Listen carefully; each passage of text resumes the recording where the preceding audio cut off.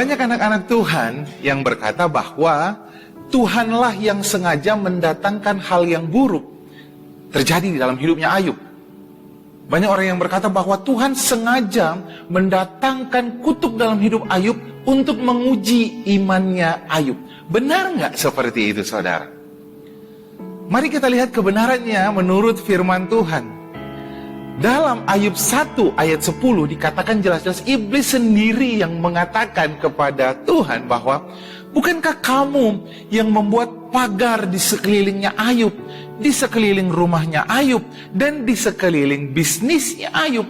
Iblis sendiri yang berkata, bukankah engkau yang memberkati usahanya? Bukankah engkau yang melindungi anak-anaknya? Saudaraku, bayangkan, iblis saja ngomong sendiri. Iblis saja membuat pengakuan. Tetapi, dikatakan di dalam Pengkhotbah 10 ayat 8, dikatakan begini. Tuhanlah yang membuat pagar, tetapi manusia yang melompati pagar, sehingga ular memagutnya, kata firman Tuhan.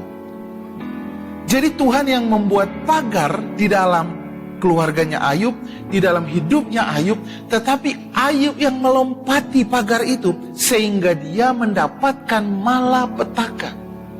Karena apa? Firman Tuhan katakan, kepadamu kuperhadapkan, setiap hari kuperhadapkan berkat dan kutuk, hidup dan mati. Pilihlah hari ini kehidupan. Jadi saudara, kamu yang menentukan apa yang terjadi dalam hidupmu. Kalau Tuhan jelas-jelas dia berkata, rancanganku kepada engkau hanyalah rancangan damai sejahtera. Jadi Tuhan tidak merancangkan yang buruk kepada engkau. Nah, apa yang membuat Ayub melompati temboknya, saudara? Apa yang membuat Ayub justru menerima hal yang buruk dalam hidupnya? Dikatakan di dalam Ayub 3 ayat 25, apa yang kutakutkan itulah yang mendatangi aku, apalah yang kucemaskan itulah yang menghampiri aku. Ayub takut anak-anaknya jatuh di dalam dosa karena setiap hari berpesta. 7 anaknya laki-laki dan 3 anaknya perempuan. Setiap hari 7 anaknya laki-laki ini setiap hari mengadakan pesta. Dan 3 orang anak perempuannya ikut. Ayub takut mereka jatuh di dalam dosa. Dia mempersembahkan korban. Ayub takut keluarganya hancur, bisnisnya hancur. Dia mempersembahkan korban. Saudaraku, lihat. Yang kutakutkan itulah yang akan mendatangiku. Yang kucemaskan itulah yang menghampiri aku. Kenapa, saudara? Ayub 3 ayat 24 diceritakan, karena ketakutannya Ayub, kecemasannya dia ucapkan terus. Keluh kesahku mengalir seperti air, katanya. Lihat, dia takut bisnis yang hancur, dia takut keluarganya hancur. Dia ucapkan semuanya. Amsal 18 ayat 21 firman Tuhan katakan apa? Hidup dan mati dikuasai lidah. Barang siapa yang suka menggemakannya, artinya mengulang-ulangnya, akan memakan buahnya. Ayub suka berkata, waduh, nanti ini susah, nanti ini hancur, nanti ini berantakan, nanti ini begini. Ada berapa banyak anak-anak Tuhan yang seperti ini, yang suka mengucapkan ketakutan dan kekhawatiran.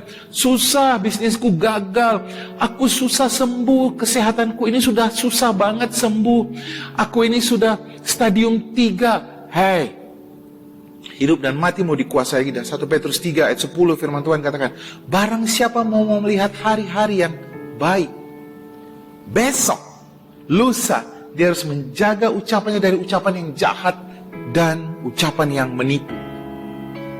Apa itu ucapan yang jahat? Apa itu ucapan yang menipu?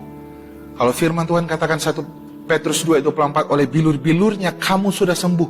Tetapi kita masih mengeluh, tetapi Tuhan benjolannya masih ada, tapi Tuhan sakitnya masih ada. Kamu mengucapkan kata-kata yang jahat, kamu mengucapkan kata-kata yang menipu. Kenapa menipu? Karena Tuhan bilang kamu sembuh, tapi kamu bilang tidak sembuh. Tuhan bilang memberkati engkau, dia yang kaya rela menjadi miskin. 2 Korintus 8 ayat 9, supaya kita yang miskin diperkaya. Kita bilang ini, mana berkat Tuhan, mana janji Tuhan aku diberkati. Bukankah Tuhan sudah memberkati engkau? Bagianmu adalah mempercayainya dan hidup di dalam iman. Lihat saudara, apa yang terjadi sama Ayub?